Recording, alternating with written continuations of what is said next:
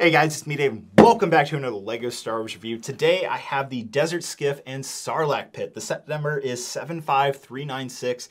It's gonna have 558 pieces. It's gonna retail for, wait for it, $80. 558 pieces. Just like the Duel on Perdia, very bad price per piece ratio.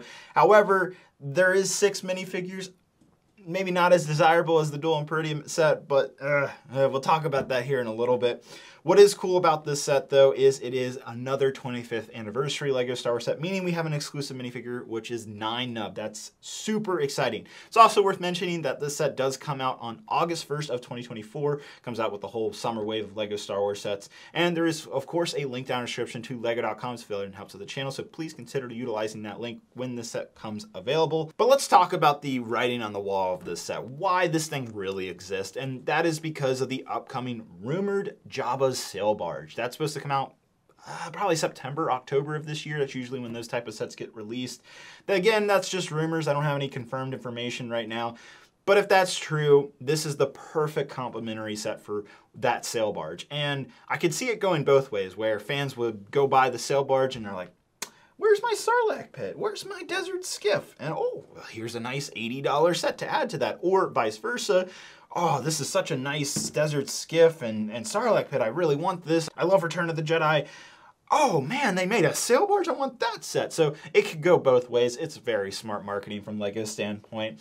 So it'll be really cool to see those sets side by side again, assuming the sail barge is real. We'll see in just a few months. Now, with all that said, I do want to thank LEGO for sending this set over for a review. And let's go into the in-depth of the Desert Skiff and Sarlacc Pit and see if it's worth that $80 price tag. So I have a lot of feelings about this set, both good and bad, and we'll go through all of that here in the next few minutes. First of which, like always, let's take a look at the minifigures. First thing I want to mention is that, of course, the 3 prisoners being Luke, Han, and Chewbacca come with handcuffs, so nice addition, and what I would expect. Next, we have Chewbacca as the first minifigure. Nothing new here with him. Same Chewbacca minifigure, looks good. Next, we have a new Return of the Jedi version of Luke Skywalker, and I really like this version. Is definitely the best one thus far. He has the somewhat new hairpiece and the same Luke head that we've seen in a while, and of course his green lightsaber is included as well. Then we have probably one of my favorite figures of this set, which is kind of like the Carbonite sick Han Solo. He's still got his eyes shut. I love the way this figure looks. Simple but very effective. Great job from LEGO. Then we have Lando in disguise here. Again, another great figure. Also might be one of my favorites from this set. Of course, he comes with his staff, and he has a dual-sided face as well that has a great expression on the other side. I really love it. Looks like he doesn't want to be eaten by that Sarlacc Pit. His helmet looks to be the same mold we've seen in previous Skiff sets, but I'm not entirely sure. Then we have Boba Fett, which I believe is also the same Boba Fett we've gotten in other sets, even the mech set. So nothing crazy here. Maybe the face is new. I'm not positive. And then finally, we have the 25th anniversary exclusive minifigure for this set. So it's not related to the actual scene of this set. It's just like an additional add-on, which is 9 Nub. And wow, does he look good. Like other 25th anniversary minifigures, you of course have the plaque stand that you can put them on, and taking a look closer at the figure, I mean, just no complaints here. This is a pretty much perfect Return of the Jedi figure. I mean, we've gotten 9 Nub before in the minifigure like head form, but not a molded head like this. And yeah, LEGO did this figure justice. Great addition. He looks so good. And here's what he looks like alongside the current lineup of 25th anniversary figures. Next to add to this would be young Leia. So the figure lineup is solid, no doubt about that, but what about the actual set, the Sarlacc Pit and the Desert Skiff? Well, we're going to split this up. Let's take a look at the Desert Skiff first, and wow, am I impressed with the Skiff. It looks really good, like UCS quality good, which makes sense because this is supposed to pair with a UCS set. Now, the first feature to mention here is, of course, the little, I'll call it the diving board, but it's really just a retractable plank that comes out of the Skiff that we see in Return of the Jedi. Of course, it's a very iconic scene, and it's very easy to do, but it doesn't stay in place is the unfortunate thing. Now, the front of the Skiff has some really nice techniques here, just like perfect angles. I love seeing this. It looks really good, really sleek, definitely better than any other of the Skiff designs we've got in the years years past. I love that they used the Ninjago hat here on the backside of these little wing sections. That looks great. Again, the Skiff just looks really great on display, and it's a solid build as well. Nothing really falls off. And LEGO went a little overboard with the transparent pieces there, added 3 of them just to make sure it doesn't fall over. The backside is just as detailed as well, some little like engines there, and yeah, real no complaints. And then we also have a little control panel section for Lando to be driving the Skiff. That's all good and dandy as well. Some nice stunt technique behind him there. Looks good.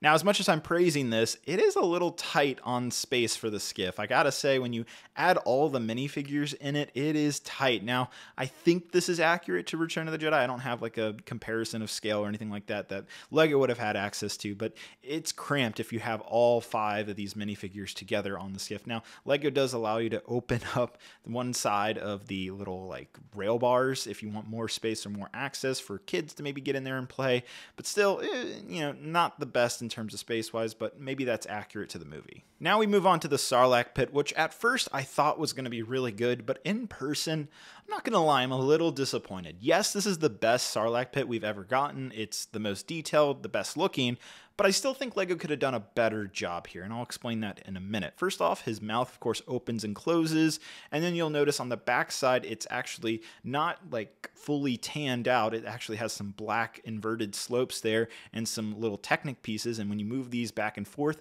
kind of gives you like this gimmicky feature to move the legs or the tentacles side to side. And I think the design team could have really improved this with some geared mechanisms to make every tentacle maybe a different type of movement instead of just kind of wobbling around. It just feels a little finicky, a little too gimmicky to me.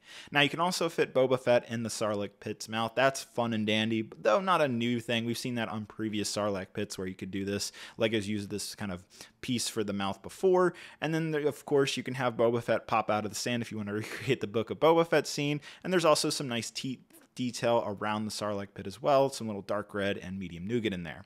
Here's the underside of the pit, some bigger plates, but nothing crazy. And then, of course, you can recreate the Return of the Jedi scene, and you can have Luke kind of jumping around, or of course, you can have Boba Fett go in the Sarlacc Pit, you can have Lando off to the side. There's plenty of playability here, which, of course, I enjoy. But I want to talk about displayability, and I think there was a missed opportunity for this set where LEGO could have easily added this little like 3-piece design I came up with in a minute to have Boba Fett flying around, making it much more dynamic for display and even playability as well. And you can actually have Boba Fett look like he's going into the Sarlacc Pit. This is a very simple mod that I can't believe LEGO themselves didn't think of or included. Like, it's an $80 set, you know, go the extra mile if you're going to charge us that much, and the fact that something like this wasn't included in this set was a real disappointment. And while I'm nitpicking things, it's also worth mentioning that I really think this Desert Skiff is a little too low to the ground. I wish we had gotten more transparent pieces to boost up the height so it's a little bit more in line with what you see from the movie. Overall though, this is the best Desert Skiff and Sarlacc Pit that we've gotten thus far, but it's certainly just not a perfect set in my opinion. So yes, the Desert Skiff and Sarlacc Pit is an overpriced set, but not only that, there's some missed opportunities here, especially for Boba Fett. Yes, you can put him in the Sarlacc Pit mouth. Yes, you can put him on the Skiff, but you can't have him flying around, and there were so many great opportunities to add some transparent pieces to make this set a little bit more dynamic, a little bit more fun. And yes, you might consider these to be little things, but at an $80 price tag, I'm gonna put a magnifying glass on this set. And it's not adding up. It really isn't. The minifigures, while are great, I think the whole lineup here is fantastic, especially 9-Nub, great looking minifigure.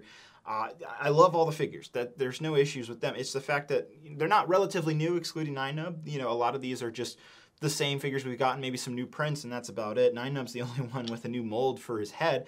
I guess maybe Lando's helmet is technically new, but nothing here to me is like a big sign of, oh yeah, that's why the set was, you know, priced the way it is. There's no giant Lego pieces, maybe some big plates underneath the Sarlacc Pit, but that's really about it. When you think about the sets like Boarding of Tanza 4, that's the set I keep going back to in 2024 because it's such a good value. 7 minifigures, $55, similar piece count to this set.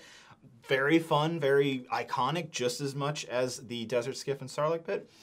And it's far better value, and this is just not. This is $15 more. You're getting one less minifigure. And, you know, granted, Boarding on Tanza 4 also had a 25th anniversary minifigure in it as well. So, yeah, I don't know what LEGO is thinking with this one. It really feels like LEGO is slapping like a UCS tax on this set because of the rumored sail barge that's supposed to be coming out here in a few months. And fans who pick up that set will probably want to get this. And so It feels almost a little greedy from LEGO if that's really the case.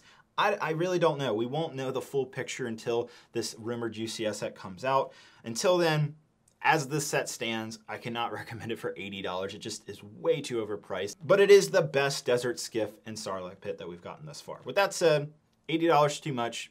$50, $60 is where the sweet spot is. But as it stands, I cannot recommend this set at that $80 price tag. So with that said, I do want to thank LEGO for sending this set over for a review. Hope you guys have a great, wonderful day, and I'll see you guys later. Bye-bye.